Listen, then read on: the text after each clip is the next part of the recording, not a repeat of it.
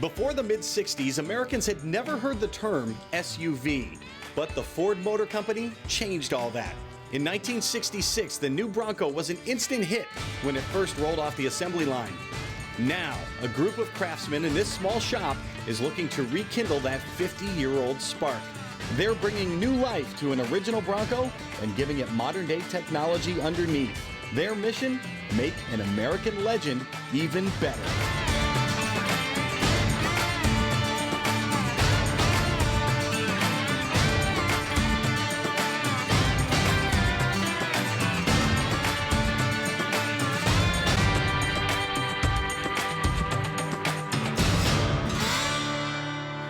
Welcome to Tulsa, Oklahoma. You know, a lot of us have memories of riding in classic Broncos like these when we were kids, but you get behind the wheel of an original Bronco today and you'll realize that 50+ years of technological advancements are enough to shatter those childhood memories. In its day, Bronco handled and performed much better than any other truck and SUV out there, but the leaders of the 1960s sports utility movement are no match for even the most basic SUV today. But that's where the folks at Brand New Muscle Car come in. They're breathing new life into a legend and giving an old classic modern-day performance. With any sort of a four-wheel drive off-road vehicle, suspension is key. No different here on the Bronco. Heavy-duty leaf springs, heavy-duty springs. The rear ends are heavy-duty. They've been rebuilt. The transfer case, it's a four-wheel drive. We put a 2.5-inch lift on it. We put 33-inch wheels and tires on it. We're going to put great shocks on it.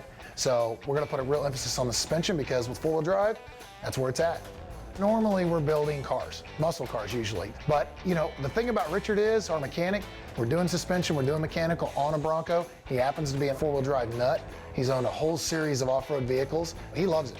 Not cool, cool. Not cool, cool. It's a challenge for us, and it's a challenge for Richard as well, but he really, really loves these vehicles. Richard and Omar want to be able to set up and adjust the suspension while it's under load, so this is a good opportunity to test fit the Coyote engine before installing it permanently.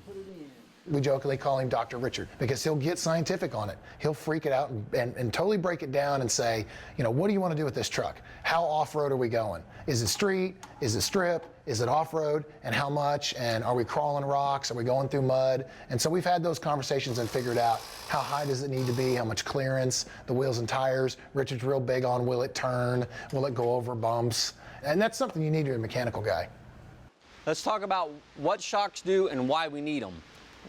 Right now, the Bronco has no shocks on it. It's sitting on the springs. And as you can see, it's pretty bouncy.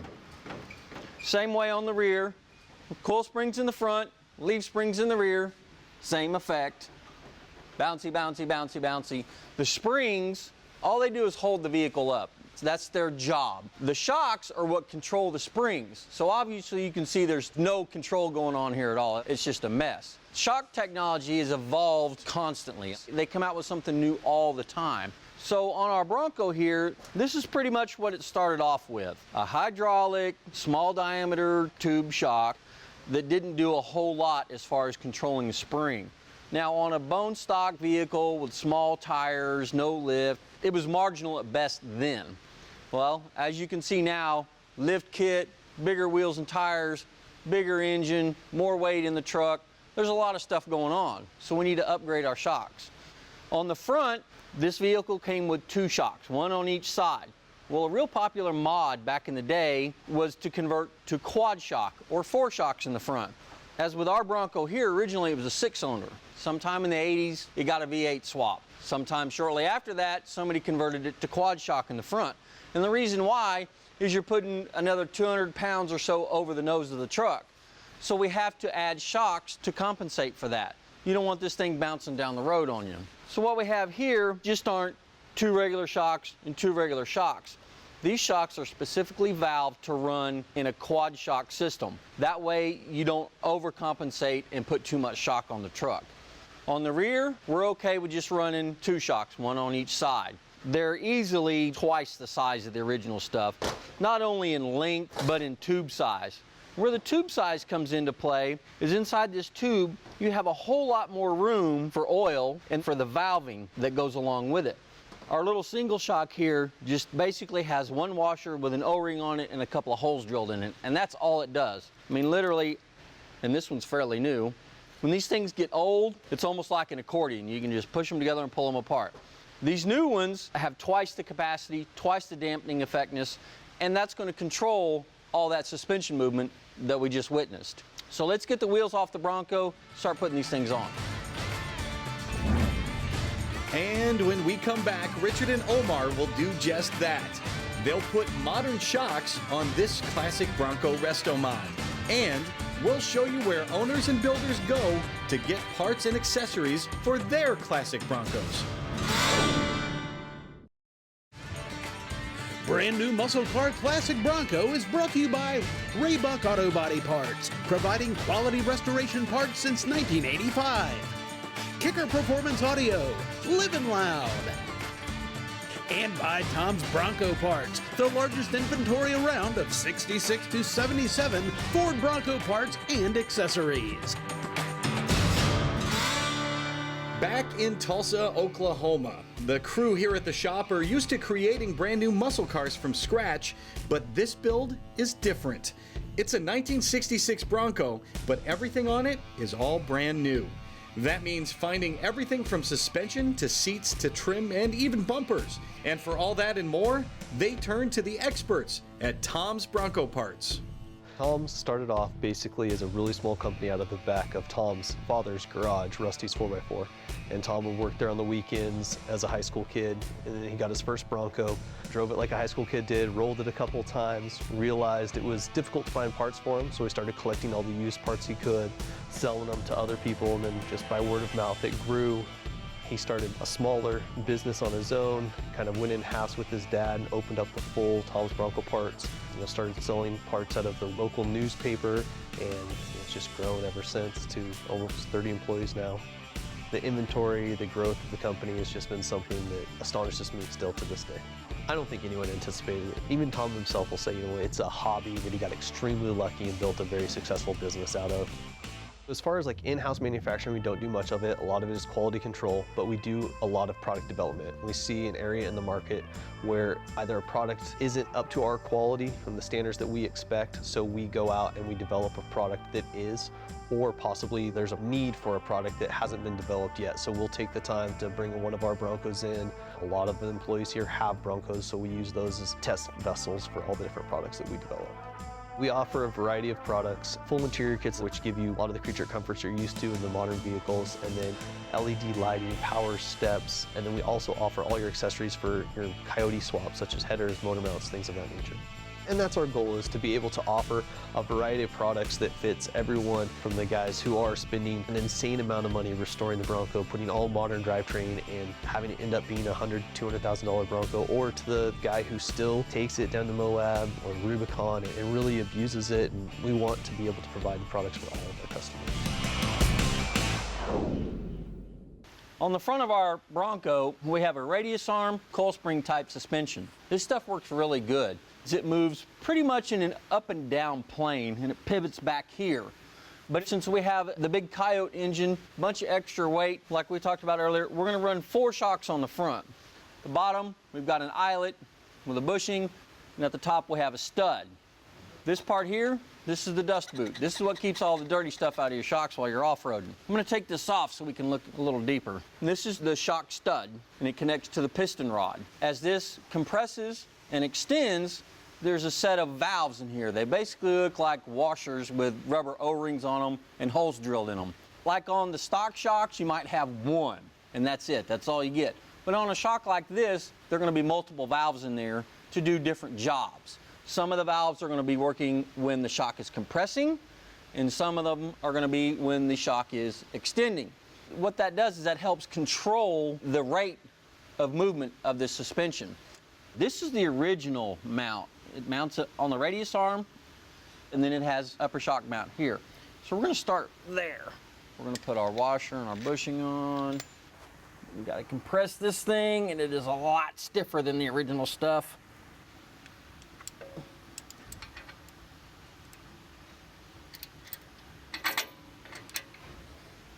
Like we talked about earlier, sometime in the 80s, this thing got converted from single shock to quad shock. Front mount is on the front part of the axle here. So we're going to install this one on the front side, and then we'll move to the back. On our upper mounts, these are specifically designed to fit down inside here. There's a recess. That way, when you tighten it down, the bushing helps center the shock. Okay, front shock's on. We can talk about shock orientation for a second. The way these shocks are laid out here, you have the reservoirs at the bottom, studs at the top. For what we're doing here, this works perfectly fine. Not complicated, Stone Age reliable, no problems. But in some of your racing applications and your lightweight vehicle applications, you can actually change these around. These can actually be reversed. In other words, the shock body will be up here and the stud mount will be down here. The reason why they do that is it gets weight off the axle assembly. When the weight is all down here, this is what you call unsprung weight. So the weight of the shock body is added to the axle, and all that has to move up and down. In a lot of racing stuff, you can actually flip these upside down, valve them accordingly, and it takes the weight off of here and puts it up here. So the suspension doesn't have to do the extra work of carrying all this weight. And that's the difference between sprung and unsprung weight. But with the front shocks done, Richard is set to move on to the back. We'll see that when we return, and we'll learn how Ford found a need and came up with the idea for the Bronco in the first place. Don't touch that remote. Learn more about the Ford Bronco story in Todd Zerker's new book. Get your copy of Ford Bronco, A History of Ford's Legendary 4x4 at cartechbooks.com and at popular retailers in-store and online.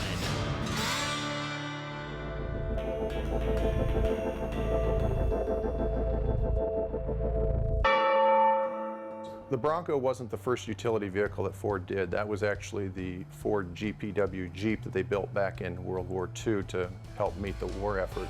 Those Jeeps then came back to the U.S. and helped fuel the recreational vehicle craze that really started in the 40s and 50s and then on into the early 60s here in the United States.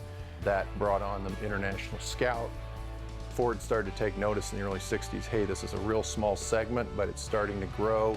We think we need to jump in here and offer something in this market as well. So they started in the early 60s working on a design of it, and in 1966 brought the Bronco out to market. I think it was very well received. Ford actually did their homework when they designed the Bronco because they first went to quite a number of four-wheel drive clubs across the country and asked those enthusiasts what they would want to see if Ford was going to design a vehicle. And so from those surveys, they realized that they wanted vehicles that could go faster on the highway than Jeeps and Scouts did, offered a little more creature comforts, more power, a better ride, better handling. You know, the Jeeps and the Scouts, to be fair, were fairly crude, and so you couldn't really go more than about 45 or 50 miles an hour on the highway with a lot of those vehicles. Even in the early 60s, that was slow, and people were just wanting more and more creature comforts, and so Ford really looked to that when they went through with the design on the Bronco.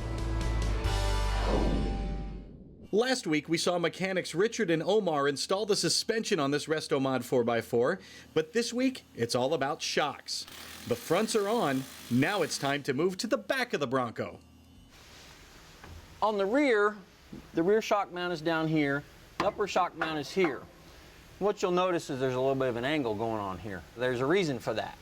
On a leaf spring style suspension like what we have on the rear, as you accelerate, the pinion tries to climb. The rear end actually rotates, and you get what's called axle wrap or spring wrap. What happens is this spring actually tries to twist. Well, what the shock does is sitting at an angle like that, as the rear end tries to rotate, it's working against the shock. It helps not only dampen the up and down movement of the spring, but it helps dampen the twisting motion that you get from acceleration. I'm going to tighten this rear shock up. We're going to throw the wheels back on, and then I'll show you a little comparison between the side with shocks and side without shocks. All right, Gilbert's going to help me out here for a second. We're going to show you the difference between the side with no shocks, my side, and the side with the shocks installed on Gilbert's side. So here we go. No shock side and the shock side. As you can see, it barely moves on Gilbert's side. Now we're both going to do it at the same time. You ready? Yep. Let's do it. And now you get to see what we get to do when nobody's around all day. Go to any Bronco event and you'll find that everyone has his or her own idea of how to restore one. Some folks like to do extreme modifications, and some like to keep the Broncos just like they were when they came off the showroom floor. Well, I seen this Bronco the first time when it just came out of a barn after sitting in there for 26 years. It was all faded, had ugly aluminum running boards on it, and had 66 hubcaps on it, which I think are really ugly, but they're worth a lot of money. And my friend bought it, so I said, let me drive it. And he let me drive it, and I fell in love with it and had to have it. The only experience I had with Broncos previous to that is this same friend had a 66 we used to run in the river bottom, and we would show Jeeps where they couldn't go. Started out, I just drove it the first year just the way it was. It had big dents in this side where a tractor had backed into it, and it set out with the top, the doors off, and I was redoing stuff. And finally, I got it too nice for that, and now it sits in the garage all the time. For one, I got the paint for free. It's actually Sherwin-Williams tractor paint, and it's a really good durable paint. It holds up good, doesn't hold dirt. I'm kind of what you call a purist, so I tried to keep everything as stock as what I could. I don't go for the cut fenders, I don't go for the lift and all that. I just like what Ford made, and that's just the way I run it. It's like a family member. People come up and try to buy it, and I always tell them it's not for sale. You know, ridiculous price it would take to get it out of my hands. I've got a granddaughter I plan on passing it down to that I started taking to car shows when she was in her car seat. She's 12 now and 5'7", so she'll be driving it pretty soon. Stop! Yes, every vehicle needs to stop. And when we come back, our burgeoning Bronco build gets some brand new brakes. Brand new muscle car classic Bronco is brought to you by Wild Horses 4x4. Isn't it time you answered the call of the wild?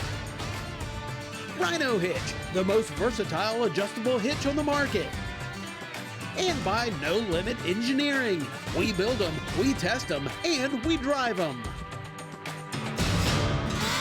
Welcome back to Brand New Muscle Car in Tulsa, Oklahoma. You know, the automobile was invented about 100 years ago, and ever since then, man has just tried to go faster and faster. Quite frankly, speed was easy to come by, but stopping these cars, that was another matter altogether. Up until the 1970s, just about every car had drum brakes like this on all four corners. But since then, the advent of disc brakes and new materials means better performance, shorter stopping distances, and improved safety. Time to put brakes on the Bronco. We're going to put the rear brakes on right now. What we have here from Willwood is the rear rotor. It's a nice drilled and slotted rotor.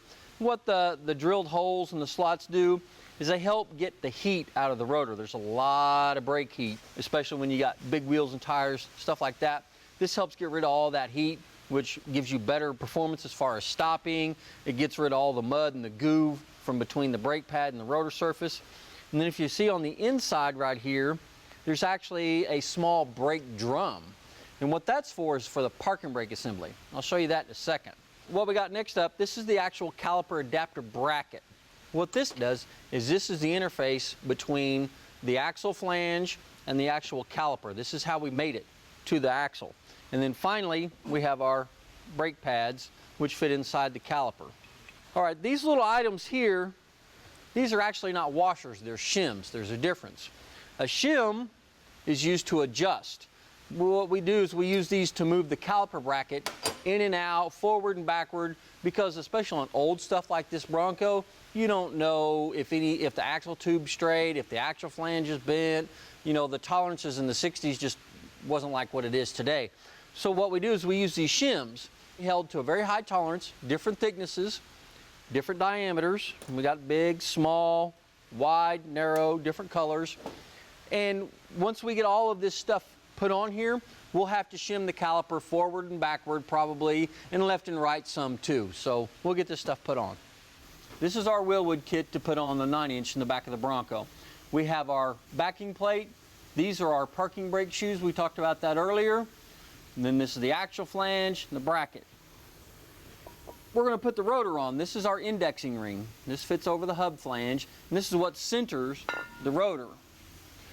Next up, put the rotor on. And we're going to take a couple of lug nuts to hold the rotor on straight so we can make sure that the caliper lines up correctly. These just need to be finger tight for mock-up. Next, caliper adapter bracket. Right now we're just going to put everything together hand tight to make sure that our caliper is running straight with the rotor. All right, next up, brake caliper, attachment bolts. This is where the shimming part comes in. When we put this on, we need to make sure that the caliper is in line with the rotor so we can put our brake pads in and everything runs straight and true.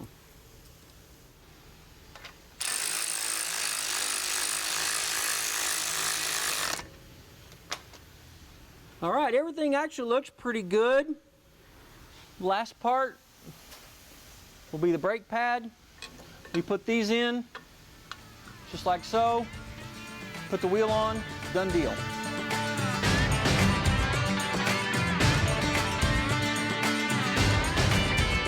Those are nice and red. Whose call was that, Richard? That was yours. No. Oh yeah, I did give you the choice. Next week on Brand New Muscle Car. Holes and dents are easy to fix, but we find out where the Tulsa team turns when they need all new body panels. And the mechanics hand the Bronco back over to the bodywork team as this Bronco Roadster gets some doors.